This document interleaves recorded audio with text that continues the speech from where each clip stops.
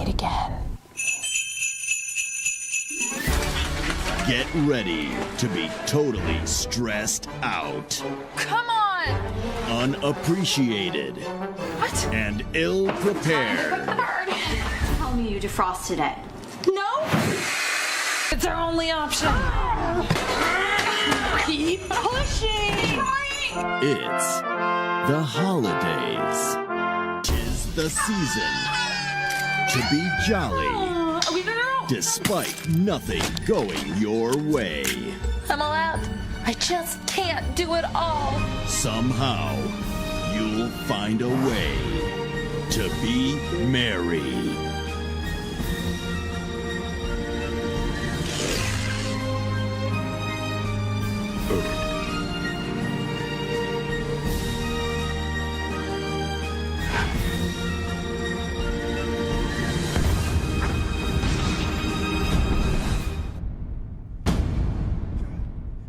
Why is it like that, man?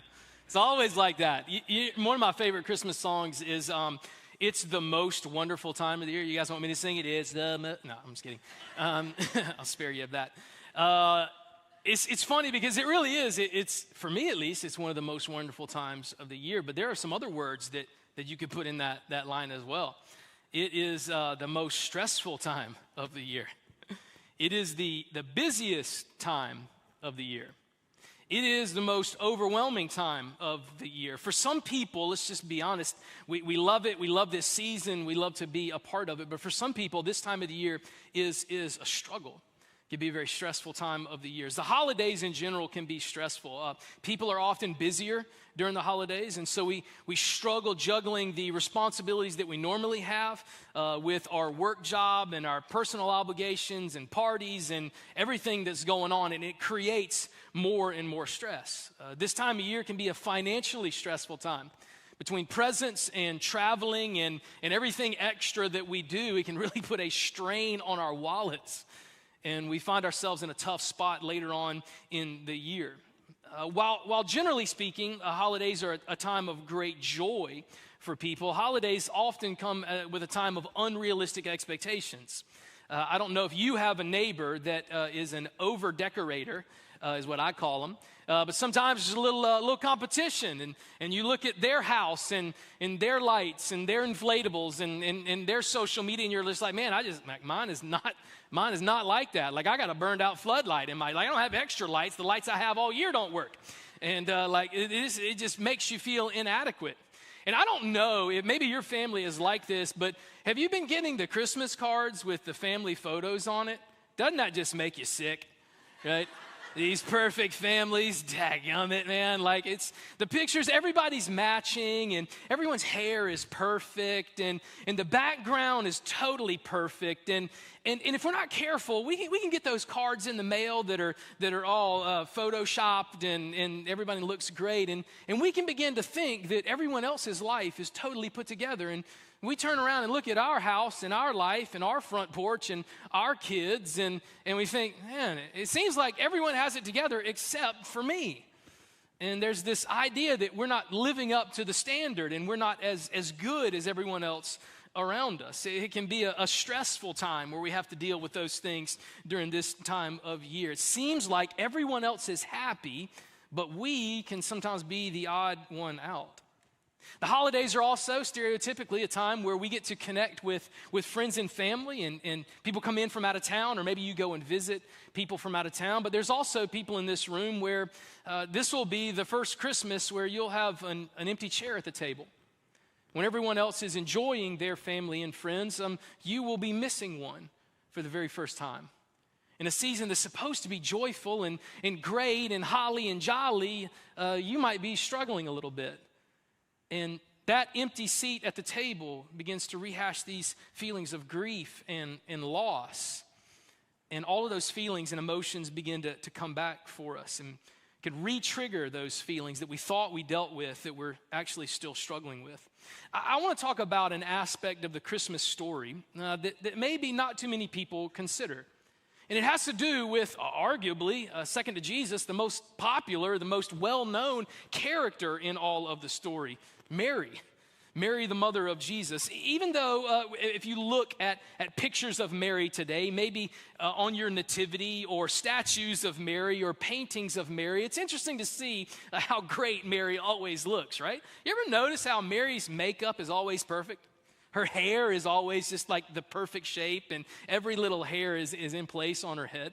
It seems like Mary was having the perfect life, especially after Christmas. And I can tell you, being the father of two daughters, I know your nativity scene looks like Jesus was just born and Mary looks perfect like a supermodel or something, but women don't look like that right after they give birth. It's not real, especially if you give birth in a barn. You can imagine what that was really like. It's not as put together and perfect as everyone would like to think. And I want to look at this aspect of Mary and what she went to go through. I don't know if people think about it. Sometimes over Christmas, and when you read the Christmas story, it's easy to think about the physical toll that Mary would have undergone at this time. I mean, think back at the story. She's 9 months pregnant, and we see her riding on a donkey 90 miles to Bethlehem at 9 months pregnant. Have you ever met a woman that's 9 months pregnant? Like the women I've been around, they can't even get up off the couch without groaning and moaning. Like they're walking like this with their hips and like they're just waddling and everything hurts and it's awful, and why won't this baby come out, and you did this to me, and like, oh, I've been there. But yet this girl is riding on the back of a donkey at 9 months pregnant. That's a tall feat right there. Swollen, hurting, needs to put her feet up, and here she is on the road. People might think of that that physical strain. Also, the emotional toll on Mary would have been heavy. I mean, think about the story. This is a young teenager that finds out she's pregnant, and worst of all, she is getting ready to have her first child 90 miles away from all of her family and friends. Mary's mom and dad would not have been there when she gave birth. She didn't even get to give birth in a hospital with doctors and nurses. She gave birth in a stable with her husband. And as a husband that has been in the hospital during the birth session, I can tell you husbands are completely worthless during this process. I've told you guys this story before, but when my first daughter was born, I was at the head of the bed looking at Elizabeth, and I don't know if there was no color in my face or what was happening, because Elizabeth is in the middle of pushing, and the doctor looks over at me and said, "Sir, are you going to be okay? Like, do you need to sit down?" And in between pushes, Elizabeth's like, "Yeah, sir, are you going to be okay? Do you want to be more comfortable? Anything I can do to help you? Take a load off. I'll do all the work," right? I mean, I was getting ready to pass out. So I know Joseph was completely useless. In fact, if you want to go home to your nativity scene, you can take Joseph and lay him on his back, because that's what it would have looked like. No way Joseph is surviving that. No way. And so Mary having to do this alone without family and friends. Imagine the emotional toll that it would have taken on her. But there's one aspect of Mary's life that I think very few people consider. And it's the mental toll that this whole first Christmas would have taken on this young teenage girl. 26% of American adults suffer from a diagnosable mental illness disorder in the United States today. If you're between the age of 15 and 44, which everyone in this room is, I'm being mighty generous with some of you, but if you fit into that category, did you know the number one mental health issue that people in our age bracket deal with is anxiety and depression? And this holiday season can be extremely difficult for some people. Thousands of Christians in the U.S. were polled, and they were asked this question: what is the one subject that you wish pastors and churches in America would address more? Do you know what the second most popular answer was? Mental health. How should pastors, how should Christians, how should churches address the idea of mental health? Because, I don't know if you've been to churches and heard pastors talk about this, but people are all over the place. I've heard pastors say, well, the reason why you're struggling with anxiety and depression and mental health is you don't have enough faith. It's not a mental issue, it's a spiritual issue. Like, you just don't believe. And if you're struggling with it, you need to just believe more or believe harder or believe again. It's nobody's fault but your own. You don't need to take medicine. You don't need to go to a counselor. You just don't believe in God enough. Crazy. So what does the Bible say? How can we respond to an issue? And if statistics are true, then that means over a quarter of the people that are in this room right now find themselves in the midst of a struggle with a mental illness that is taking a toll on you every single day.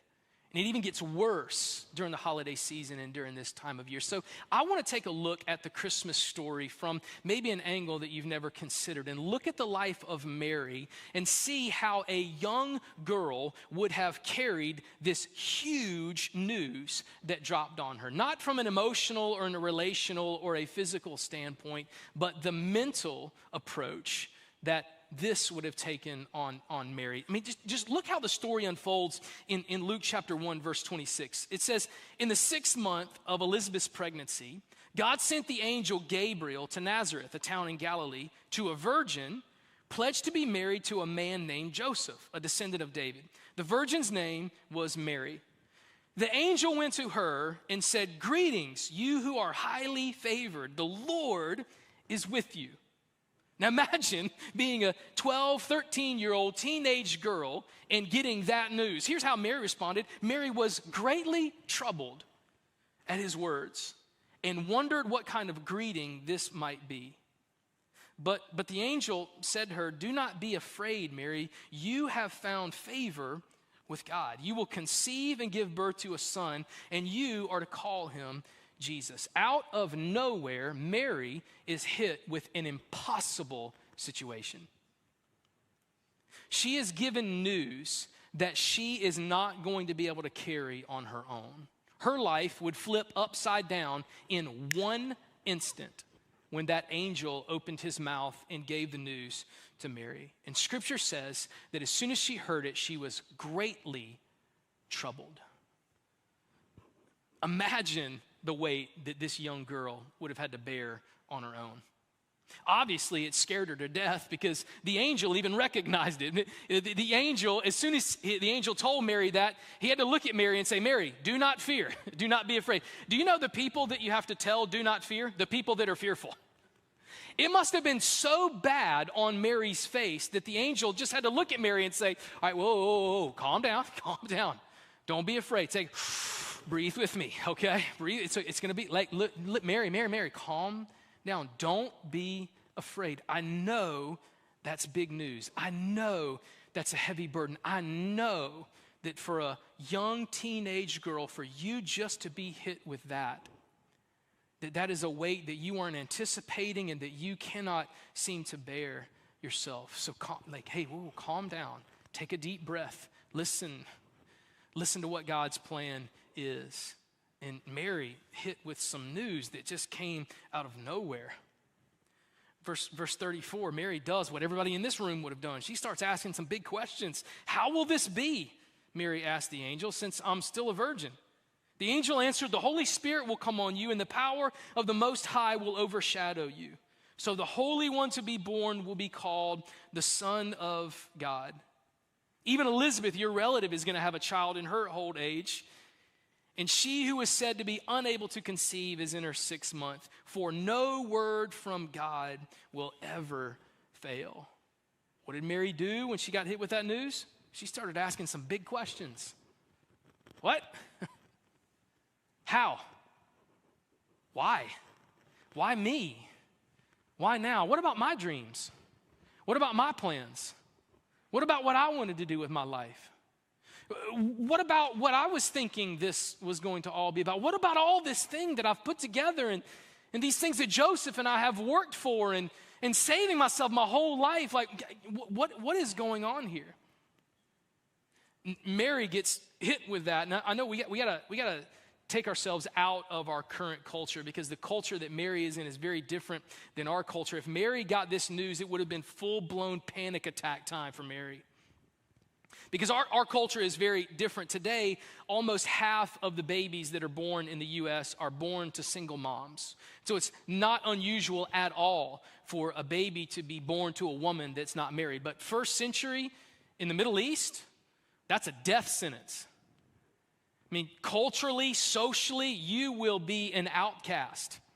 In a world where a lot of the Middle East is still true to this day, in a world where a woman's worth is measured by whether or not she was a virgin, when all of a sudden you have a child out of wedlock, and you may be saying, well, yeah, but Nathan, she's still a virgin. Good luck explaining that to other men in Mary's circles that might be interested in a future relationship. This was over for Mary. Her family would have just pushed her out. You are a complete embarrassment to us, Mary.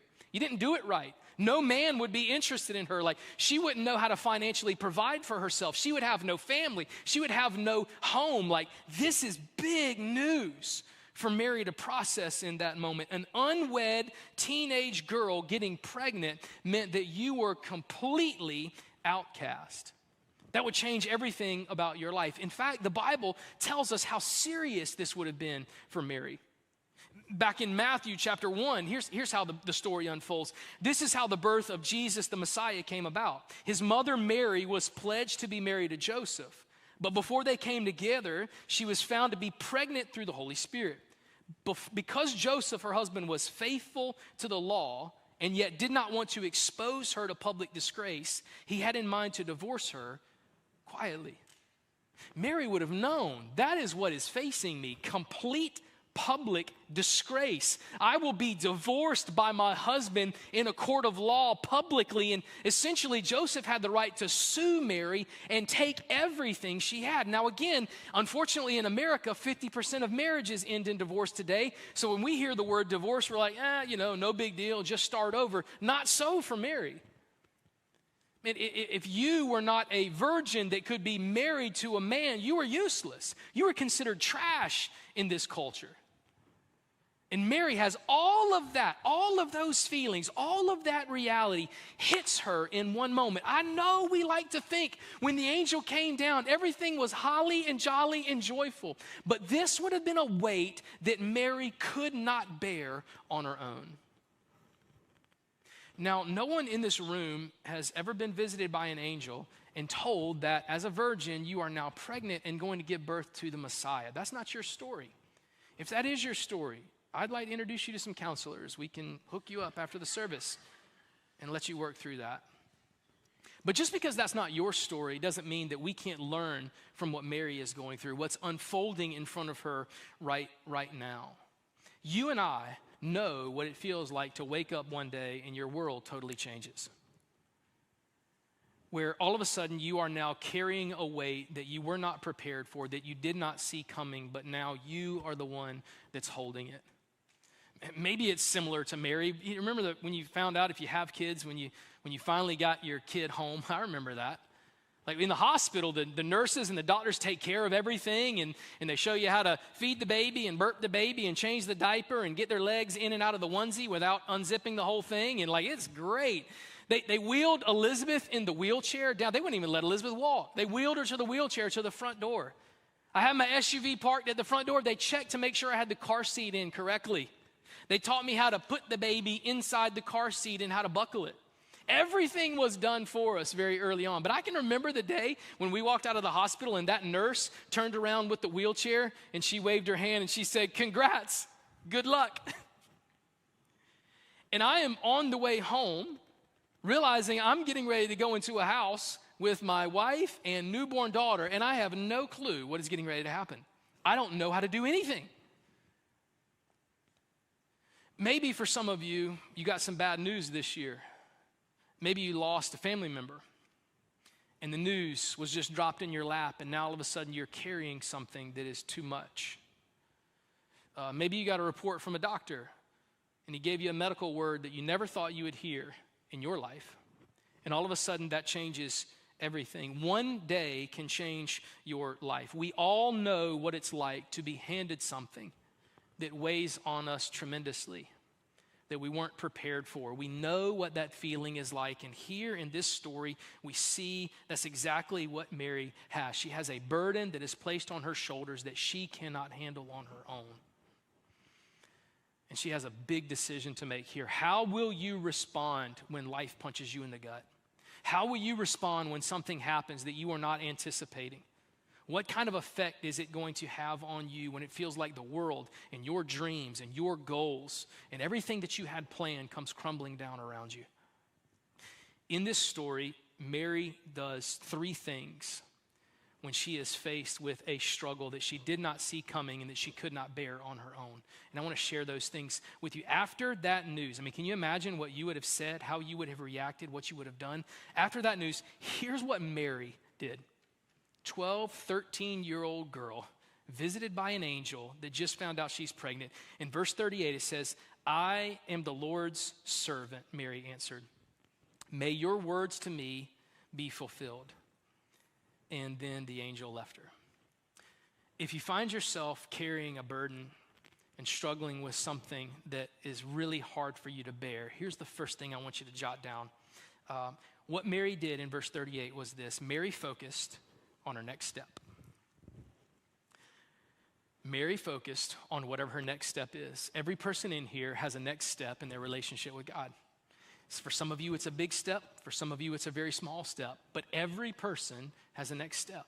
And here's what happens oftentimes when we are hit with news that seems to shatter our world. We begin to look 5 years down the line, 10 years down the line. How is this going to affect me then? How is it going to affect my retirement? How is it going to affect my future marriage? How is it going to affect me when I turn 60, when I turn 80? Like, how is this going to affect me? And I love that instead of letting her mind race towards what was going to happen in the future and every possible scenario that could have been negative for Mary, here's what Mary did. All right, God, I'll take the first step today. If that's true, if that's the plan and the purpose that you have for my life, then I'm just going to accept it and I'm going to trust you today. I don't know where the baby's going to be born. I don't know how I'm going to afford it. I don't know how I'm going to tell Joseph or my parents. I don't know what this is going to do to me socially or relationally. All of this is hitting me like a freight train right now. But God, I'm going to trust you. Instead of trying to figure out what was on down the road, Mary just said, I am a servant. Whatever you want to do, God, I'm going to follow you. I'm inspired by the fact that Mary did not complain. Mary did not get mad at God. Mary did not try to justify it. Mary did not say, this isn't fair. I can't believe you let this happen to me. Like she didn't slap the angel in the face and say, how dare you go to somebody else's house. She didn't do any of that. In a sense of being hit with something that was completely taxing and overwhelming, she just looked and said, all right, God, I'm going to trust you. And today, I'm going to take a step. And tomorrow, I don't know what tomorrow holds, and I don't know what it's going to demand of me, and I don't know what barriers I'm going to face, but tomorrow, I'll take another step. And I'll be obedient today, and I'll be obedient tomorrow, and I'll be your servant the next day, and I'm just going to take this one day at a time. That was Mary's response. I'll just take the next step, God, whatever the next step. I don't have to know what step 10 is. Just tell me what step 1 is, and I'll take it, and I'll trust you that you'll supply my needs today, that you'll give me mercies for today, that you'll give me what I need for today.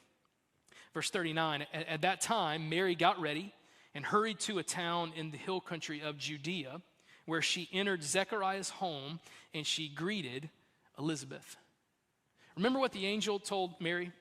The angel told Mary, your aunt, your cousin Elizabeth, is actually going to have a baby as well, even though she's super old right now. Here's the second thing that Mary did that I want to challenge you on, man. Please get this. When Mary was handed something that she could not carry on her own, the second thing Mary did is Mary leaned into godly relationships. When she was hit with this news that she could not handle and needed help with it, she did not isolate herself.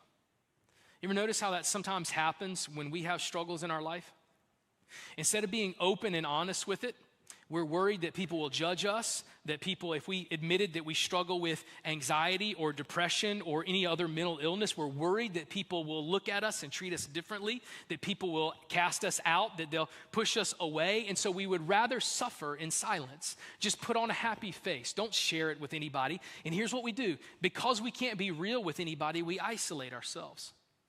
And instead of opening up our lives to be surrounded by people that love God, that will encourage us and help us and remind us of who's in control, that will be along the journey with us, too often people will close the doors and suffer by themselves.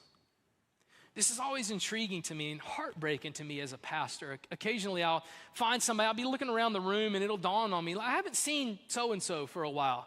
And I'll reach out to them and give them a call. And you'd be surprised how many times I interact with people that haven't been here in a while. And the story is always the same. Like, hey, I just got to be honest with you, Pastor Nathan. Like, I'm just in a rough spot right now.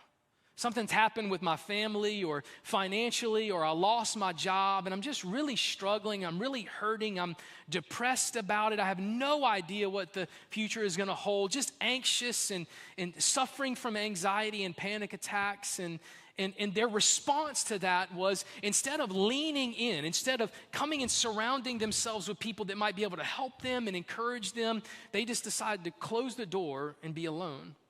And here's what happens. Isolation, that anxiety and that suffering leads to isolation, which then leads to depression. And it's a snowball effect from there. Mary could have very easily taken this bad news and shut herself off from the world, and could have allowed her mind and her heart and soul to go to a dark place. But I love the fact that she got up and went to see Elizabeth, a godly woman, and went to see her husband, a godly man, so that they could support her during this time, so they could be journeying on alongside her. That overwhelming feeling can lead to loneliness, even during a time of year when everybody's supposed to be together. Loneliness then leads to depression. Would you be willing to open up about what's on your heart and soul right now? Would you be willing to surround yourself with people that would be willing to help you, not judge you, but help you and support you, to call you and rally around you? I'm so glad that Mary went to Elizabeth's house here when she got the most overwhelming news of her life. Last verse is in verse 56. After Mary spent some time with Elizabeth, verse 56 says, Mary stayed with Elizabeth for about 3 months, and then she returned home. Now go back to what the angel told Mary. She said, Mary, your cousin here, is 6 months pregnant. And Mary says, stayed with Elizabeth for 3 months after that. And can you imagine what that 3 months would have been like for Mary? She has Elizabeth, who is, scholars tell us, could be approximately 60 years old. 60-year-old woman is 6 months pregnant. And Mary stays with her for 3 months after that. We're to believe that those last 3 months of pregnancy, Elizabeth was there. Well, what was Elizabeth doing? It was the third point that I want to ask you to jot down. When Mary was hit with this news and completely overwhelmed and anxious about the future, Mary decided to serve others. She did not isolate herself. She didn't sit in a room and think about how hard her life was. She didn't just dwell on the negative aspects of her life. What she tried to do was to have a life that was outwardly focused. You know, that can be a struggle with mental health, that we can begin to isolate ourselves and we begin to think through all of the negative scenarios. And we think, well, what if this happens? And once that happens, well, what if this happens? And then once that happens, well, what if it leads to that? And it's the same thing as what happens if you have like a cramp in your leg and you look it up on WebMD. Eventually you're going to die. WebMD is going to tell you you're going to die. Well, that's what our isolation does. We begin to think about the mental illness. We begin to think about the depression and the anxiety and the isolation. And we get to the point where we're just like, it's over. It's hopeless. There's no one that loves me. There's nothing I can do. My lot is sealed. This life is going to be terrible. But in that moment, Elizabeth was pregnant and Mary decided to go serve her. Now, again, I've been around a pregnant gal twice. And I know what months 6 through 9 is like. And I can imagine for Mary, she was spending time serving her cousin. Hey, put your feet up, Elizabeth. I'll do the dishes. I'll cook the meals. I'll clean the house. Come on, I'll rub those feet. Good grief, these things are swollen. You need an ice bag on these. Like, I'll help you. I'll serve you. I mean, pregnancy's hard enough. 60-year-old woman, pregnant again. So instead of focusing on everything that could be going wrong in her life, Mary made the decision, I'm going to focus on others. I'm going to serve others. I'm going to dedicate my life towards others. I'm going to surround myself with people that love God, that can help me move forward in my relationship with God. And I'm just going to focus just one day at a time, taking the next step. I can't tell you what's going to happen in 10 years. I can't tell you when it's going to go away. I can't tell you when it's going to be any better. I can tell you this, you can say yes to Jesus today. And tomorrow you can get up and say yes to Jesus again and take the next step and trust him that he's going to work it out. And trust him that the situation that he has is in his hands and that he has a purpose for your life and that he can use you and that you're not broken because of what's going on or what's happened to you or what you struggle with on the inside, but God can use that to help you become the man or the woman that he's called and created you to be. And so Mary wrestled with that. She could have dwelled on her circumstances. She could have stayed home and thought about how unfair life is and why did this happen to me and I can't believe this and it's over and I'm doomed and nobody cares and nobody loves me and nobody even knows I'm here and nobody even cares about what I'm going through. She could have isolated herself, which could have led down a road of destruction, but instead she decided to help others, serve others, stay focused on God, take the next step of obedience, and surround herself with people that could encourage her along the way. I don't know what you're carrying right now. I don't know what life has thrown your way. You might be putting on a happy face, and nobody in this room knows the burden that you have. Nobody else knows what keeps you up at night. Nobody else knows what you struggle with behind closed doors. But I can tell you, you have someone in the very first Christmas story that dealt with some of the same feelings that you may be dealing with right now. And I can show you what she did. And I can show you how God used that young girl that responded in such a God-honoring way, and how God used her and changed her life in what first seemed to be an impossible situation that then became the honor of her life to bring the Savior of the world into existence. And if God can use a gal like Mary that had struggles, that had things that she wrestled with, that dealt with emotions and the tolls that would have taken on her life. If God can use that and redeem it in a really powerful way in her life, then he can do it in yours too. And today, it starts with taking the first step. The first step of obedience towards Jesus. For some of you, that may be your very first step in saying, hey, I'm tired of carrying this on my own. I know it is too much for me. And today is the day where not just my situation, not just my thoughts and feelings, but I want to give my life to Jesus. I want to start a relationship with him. I want to believe that he is the Son of God, the Savior of the world, and that he can take what I'm going through and paint an incredibly redemptive story with my brokenness.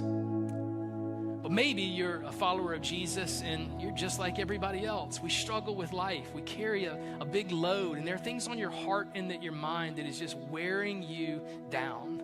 And I want to remind you just today, your next step. You don't have to have all the answers. You don't have to have it all figured out. The next step, what is it today? Surround yourself with people that can encourage you in the Lord, that can push you forward, that can help you keep your eyes on Jesus. And look how you can serve those around you. You do those three things. And I think that's a great example how we can go through difficult circumstances in our life and honor God and still trust that he has all of this in his hand, that he's telling a story of redemption that can draw you and many others into a relationship with Jesus. Would you pray with me? God, what a story. What an incredible woman. No wonder you chose her to carry your son and to bring him into the world. God, in a season where we are obsessed with perfection, where everything looks like it's perfectly neat and in order and put together, when we struggle with so many things, God, when people put on a happy face on the outside, but we know that people are wrestling with things on the inside. God, I pray that we would be reminded that you are enough, that you are sufficient, that you are what we need, you are what we are looking for, and you can take our brokenness and tell a story of redemption. You can take our struggles and our pain and do something not only in our lives, but through our lives to impact others. God, I know that you are the God of healing. I know that you understand where every person is in this room. We are not alone. We are not outcast. So God, I pray that we would find peace in that today, that we'd have clarity in that today, that we would just be able to move forward today and take the next step in our relationship with you. God, thank you for that hope. Thank you for that peace. Thank you for that comfort that only comes through your son, Jesus. I ask and pray those things in his name.